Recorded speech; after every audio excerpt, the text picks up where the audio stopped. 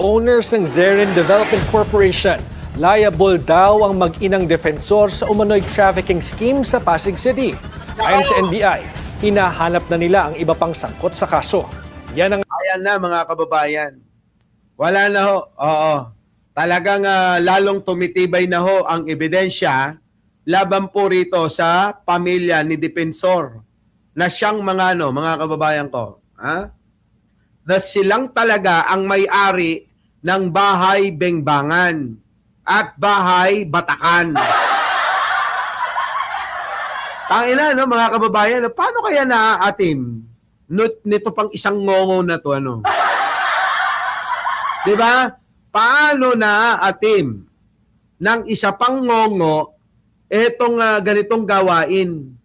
Kayo ba'y naniniwala, mga kababayan, na walang kinalaman si Mike Depensor sa ginagawa ng negosyo ng anak niya at saka asawa niya?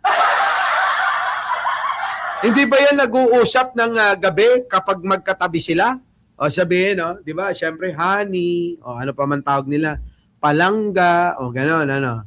O honey, may bago akong, bagong staff. Oo, bata. Oo, siyempre, mga ganong kwentuhan, maganda. Diba, no? May ganong kwentuhan kasi kung ganda. Kasi sa akin, di ba, sa salon, ano? Oo. Ay, kapag pumunta kami ng salon, pag uwi ng bahay, matutulog na, si Jen may tanong pa. Sabi ng talong niya, sabi ng talong ni Jen, uy maganda yung yung kahera mo ha. Oo, gano'n, no? Ganda, may itsura. Bata pa ha. Siyempre, hindi naman ako kumukuha ng mga gurami. Diba? Ganun yun eh. Oh, magkikwentuhan kayo eh. Oh, tapos para matigil na yun, alam ko na kung saan patungo yun eh. Maganda eh. Sabihin nun eh, hindi mo ba naging babae yan? Oo, lagi ko sasabihin, mga kababayan, bigla sabihin ko na kagad, hindi ako pumapatol sa staff ko. Oo, may delikadesa ako. Diba? Papatulan mo yung staff mo. Ano ka ba? Hindi ako katulad ni Rodrigo Duterte tsaka ni Kibuloy. Pag stop lang. Kasi kapag kayan, tinalo mo, mawawalan ng respeto sa'yo. Diba? Ganun ba? Ganun din, mga kababayan, si Mike Depensor at saka asawa niya, may negosyo daw sila na ganyan, bahay Bengbangan at saka Batakan, di ba? Yung Batakan, nagbabatak mo yung mga nandoon pinakita sa video. Tapos binibengbang nila yung mga babae doon, na napipili nila. Di bahay Bengbangan at bahay Batakan. Ngayon, eto yan. Huwag sasabihin ni Mike Depensor na wala siyang kinalaman o wala siyang alam dahil asawa at anak mo yan. Imposible na hindi kayo nagkwekwentuhan. Di ba? Imposible yan na hindi nagkikwentuhan yung dalawa. Ano kwentuhan ninyo? Siyempre si Mike Depensor, ikikwento nun, nahihirapan na akong labanan itong administrasyon ni BBM. Ang hirap siraan. Di ba? Oo, ginawa ko ng lahat. Kumuha na ako ng Orly Gutesa. Kumuha pa ako ng 18 Marines. Hindi talaga umuobra. Di ba? Yun yung kwento niyan, mga kababayan. Siyempre, kwento naman yung asawa para naman matanggal ang stress niya. Alam mo, palangga. Meron tong bago sa sa bahay Bengbangan, batang-bata, nag-apply kanina, hindi ko pa sinasalang, kulang na lang sabihin, baka gusto mo, ikaw na mauna. Di ba?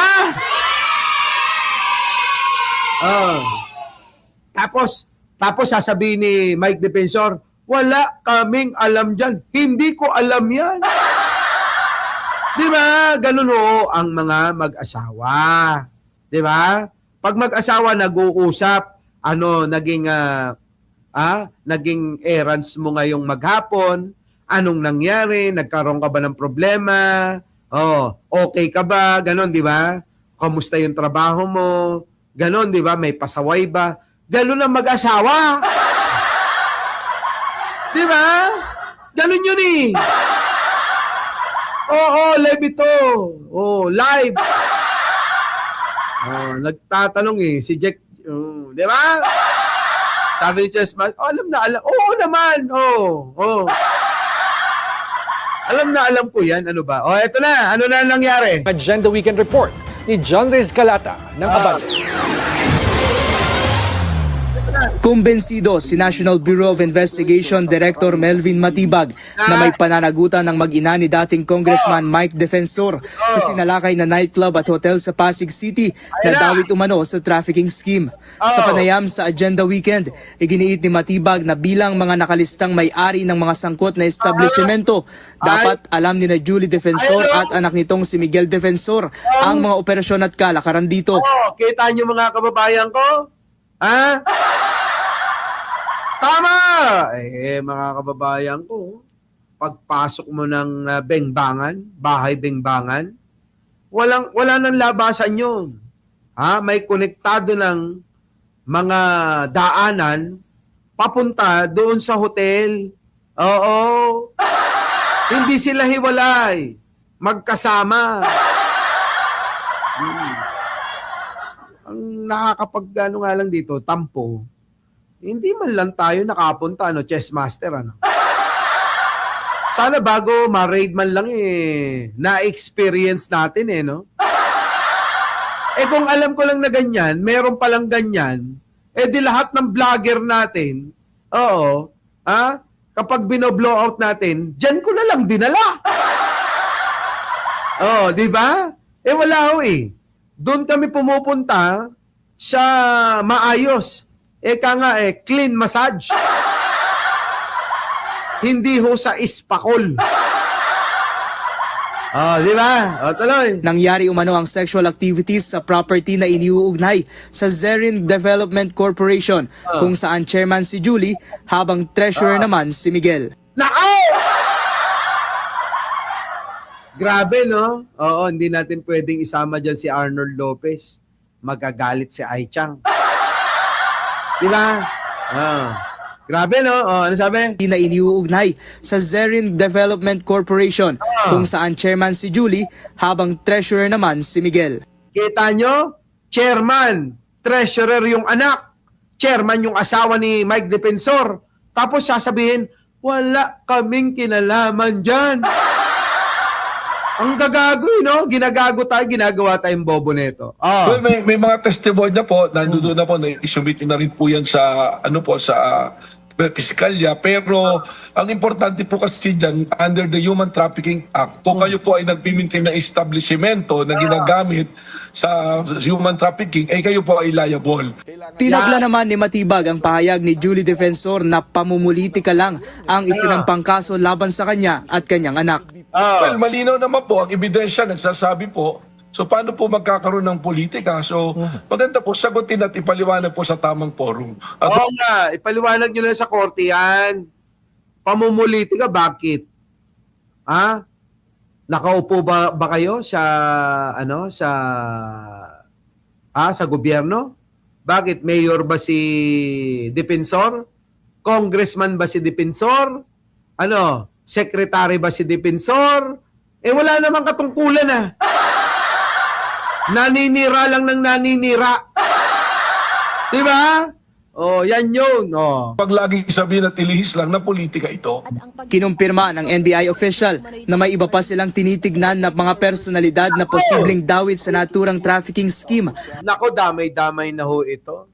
Ang problema ngayon, dahil syempre sa korporasyon, may mga kasama pang iba yan.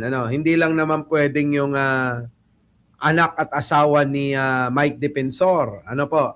So, meron pa hong ibang mga incorporators. Ang problema ngayon ng pamilyang Defensor, pag nagsalita itong mga kasama nila, itong mga nag-invest, investor. Ang problema pang isa, Kung ang ginawa ng pamilya ni Defensor, itong asawa, anak, at saka si Mike Defensor, kung mga dami lang yung mga pinaglalagay nilang pangalan. Halimbawa ho, ako, nagtayo ako ng kumpanya. Si Jen Angeles ang corporate secretary at ako naman po ang CEO, president, chairman, etc. At kulang kaming dalawa. Kailangan namin ng incorporators na 3 pa. Kinuha natin halimbawa si Jojo Chavez, si Ai Chang at saka si Arnold Lopez. Di ba? Halimbawa, sila, wala naman talagang pang-invest. Pero ang sabi ko, hindi na kailangan. Basta dami lang kayo. Hindi porke dami lang kayo, makinig kayo ha, huwag kayong pumapayag sa mga ganitong scheme. Hindi porke dami lang kayo, hindi porke wala kayong nilagak na mga pera dyan, damay kayo sa pananagutan. Yun ang problema. Sana may natututunan kayo. Kaya yung mga iba natutuwa. Sinama ako sa kumpanya. Yung iba ginawan dami na CEO, president, ganyan yung iba ginawang chairman, tuwan-tuwa sila, chairman ako ng ganitong kumpanya. 'Di ba? Chairman ako ng Bengbangan, Batacan. Nagpagawa pa ng mga calling card 'yan. 'Di ba?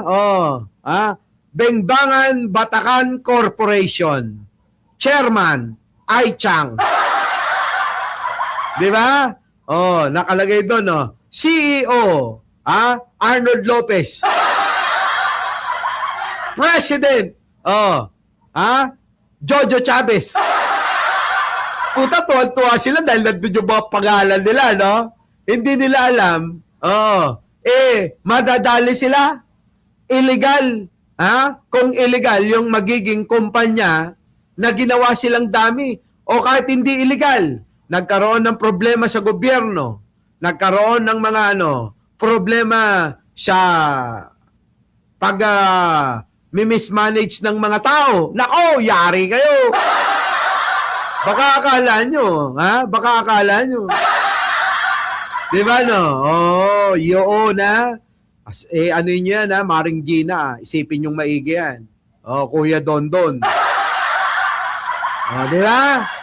Baka kasi, maano kayo. So, alam nyo na ngayon. Ano ang punto ko rito? Kung mga dami yung nilagay nila, malamang po yan, magsasalita yan. Sasalita na, ginawa lang po kaming dami Hindi naman po talaga namin alam yun Kinausap lang po ako ng mga defensor Kinausap lang ako, halimbawa, ni Mike Defensor na kung pwede, maging kaparti ako ng kumpanya bibigyan ko kayo ng example. Diba? Yung kumpanya ni Diskaya, ginawang dami yung pinsan niyang babae. Naalala nyo ba yon yung hearing?